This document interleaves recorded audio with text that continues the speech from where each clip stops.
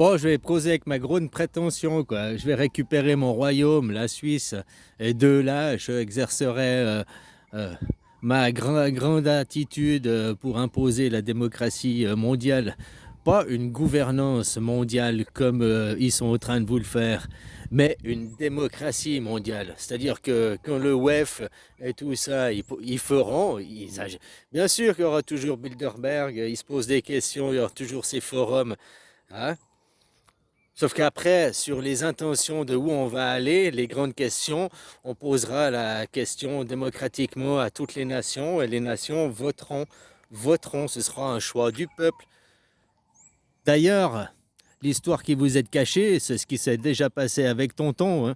Tonton a récupéré les clés du royaume, la même chose. Il a imposé le nouveau système et hop, il est remonté dans ses montagnes prendre sa retraite, quoi. Hein.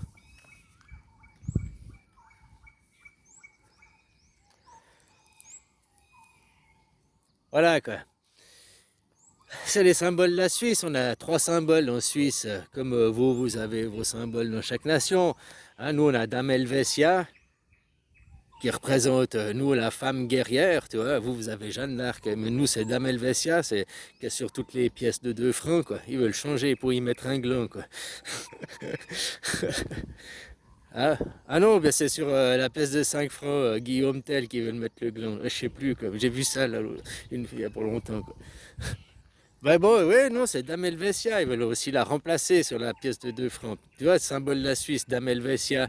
Tu vois, elle est là avec son bouclier, sa hallebarde. Non, c'est pas une hallebarde, c'est une lance, quoi. Enfin, son arme. Et puis, hein, elle a le cajot de fruits, elle a la nourriture, tu vois, la terre, mère, nourricière, protectrice, quoi. La nation qui te nourrit, qui te protège, quoi.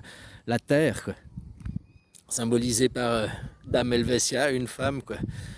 Hein, à travers Guillaume Tell, pour les hommes, le courage, la justice, hein, la confiance en soi. Tu vois, Guillaume Tell, tellement qu'il avait confiance en lui, tellement parce qu'il maîtrisait son art, le tir à l'arc, le tir à l'arbalète, qu'il n'a pas hésité à foutre une pomme sur la tête de son fils et de tirer, quoi.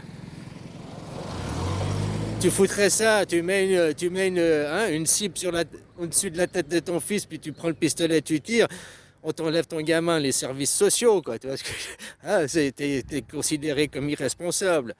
Hein. Bah, nous, en Suisse, c'est le symbole, quoi. Le mec, il met une pomme sur la tête et il tire à l'arbalète, quoi. Ouais, parce que c'est tellement qu'il a la confiance, tellement qu'il a la sûreté, tellement qu'il a d'assurance, tellement qu'il maîtrise son art. Tu vois, symbole aussi. Puis on a un autre symbole, l'ermite, là. Saint-Nicolas de Flux, l'ermite, là, celui qui pendant 49 ans, il est resté sans manger, quoi. Bon, 49 ans, rester sans manger, je crois pas que c'est vrai, tu crèves. Mais à part de quelle nourriture parle-t-on, tout dépend, quoi. Ha. De quelle nourriture parle-t-on? Ça peut être une nourriture, un héritage. Hein? Pendant 49 ans, on laisse le fruit se faire. Tu vois, à 25 ans, tu es un homme, tu as fait 25 ans, 24 ans, 24 heures. Tu as fait une journée, tu as rencontré toutes les heures. Voilà, les 12 heures du jour, les 12 heures de la nuit, tu as vu les deux faces de... Hein, tu as vu le côté bien et le côté moins bien de chaque personne. Puis après, tu as fait 48 ans, 48, tu as fait un deuxième tour, mais là, tu n'étais plus accompagné de papa et maman, tu étais tout seul. Hein. Puis à 49, tu vas commencer le troisième tour, si tu vois ce que je veux dire, quoi. Donc sans toucher, sans se nourrir avant, sans toucher à son héritage, sans toucher, hein, en restant dans la pureté avant, sans toucher au temps, sans toucher à rien, un tour, accompagné de papa et maman, un tour pour prendre machin. Bon, maintenant, on va aller, tu vois, sans se nourrir, sans, hein.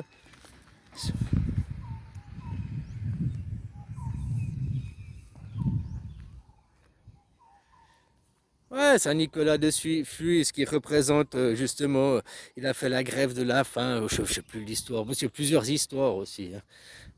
Comme toujours tout, il y a des, hein, c'est toujours raconté, jamais qu'une histoire, toujours plusieurs versions, plusieurs points de vue. Bah, c'est normal. Hein. T'es ici ou t'es ici,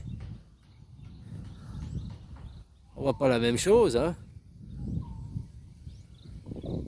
Pourtant, il n'y a que 30 cm, 40 cm, hein, que je déplace le téléphone là ou là. C'est pas le même point de vue.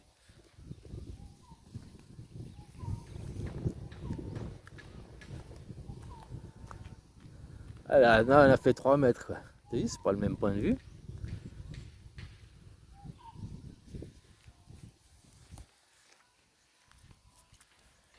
Ouais, bah, je suis presque obligé, c'est ce que je t'expliquais avant, devenir un dictateur, je mets ça en guillemets, hein, reprendre le contrôle du royaume pour aller imposer, parce qu'ils sont un peu trop mous là en Suisse. Bah, c'est le polythéisme, tu vois, on accepte un peu trop. C'est comme les bouddhistes, ils acceptent, jusqu'à ce que tout d'un coup, hein.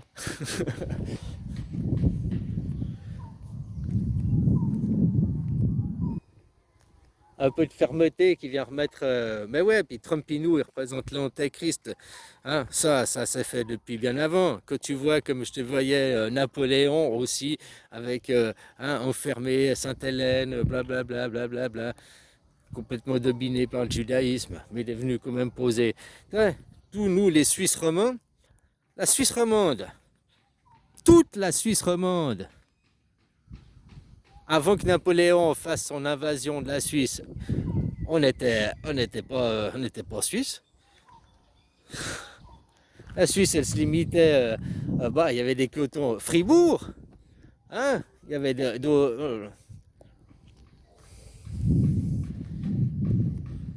Napoléon est venu, il a conquis l'Europe, mais après il a perdu. C'est là que je réfléchis en même temps. Puis il a conquis l'Europe, mais chez nous, tu vois, tous les pays romans, après Napoléon, après la Révolution, sont venus se greffer à la Suisse, quoi. Pourquoi si Napoléon a conquis l'Europe, Napoléon, pourquoi vous, des cantons, là, ah, ils sont pas venus se greffer à la Suisse, comme je t'ai dit, ils n'étaient pas la France. Napoléon a regroupé la France, parce que la France, avant Napoléon, c'était quoi les frontières? C'était pas la France telle qu'aujourd'hui. C'est là que la Savoie, le canton de Vaud s'est détaché de la Savoie pour rejoindre la Suisse au lieu de rejoindre la France. C'est là que les cantons se sont, au lieu, ils n'ont pas voulu rejoindre Napoléon, mais ils ont rejoint la Suisse, quoi. Canton de Vaud, le Vaud-Valais, tous les cantons qui sont après 1800, quoi. Ils sont détachés de la France pour rejoindre la Suisse. Mais avant, les Vaudois, c'est que 200 ans qu'on est des Suisses. Hein. Avant, on était des Savoyards, quoi.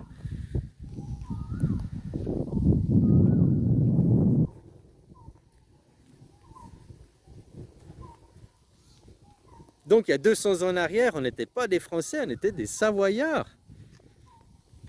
Et donc, tu vois, ceux de la Savoie se disent, nous, on appartient à la France, l'histoire de France, pour les Savoyards, par exemple. Mais vous êtes Français que depuis 200 ans. Avant, tu n'étais pas Français, tu étais Savoyard. La même chose pour un Bourgon, finalement. La même chose pour un Breton, je pense. Quelle était la frontière de la France avant? C'était juste Paris et l'Île-de-France, non? C'était juste ça avant Napoléon, la France. Ou bien il y avait déjà... Avant, oui, ils mettent des frontières parce que vous étiez regroupés en alliance. C'est comme maintenant dire l'Europe, oh l'Europe, la grande Europe, oh la France, la grande France. Non, c'était une alliance. La France, juste la France, c'était que l'île de France. Tu vois ce que je veux dire? Que tu te dises oui, mais il y a la France, les frontières ont bougé. Non, c'est les alliances ont changé, quoi. Ah ouais, il y a peut-être des... Mais...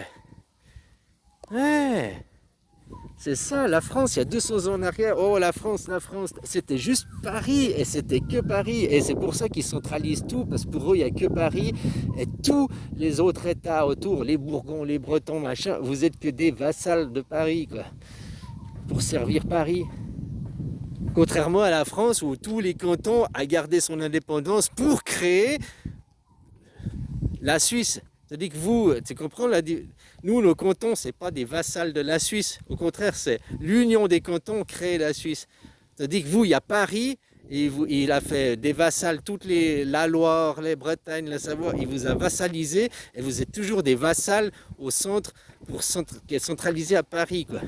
Exactement comme tout l'Europe se construit, comme les Amériques sont construits, toujours un empereur avec ses vassaux, quoi. L'inverse de la Suisse, hein. L'inverse de la Suisse, quoi. Nous, chaque canton est indépendant, chaque canton est souverain, quoi.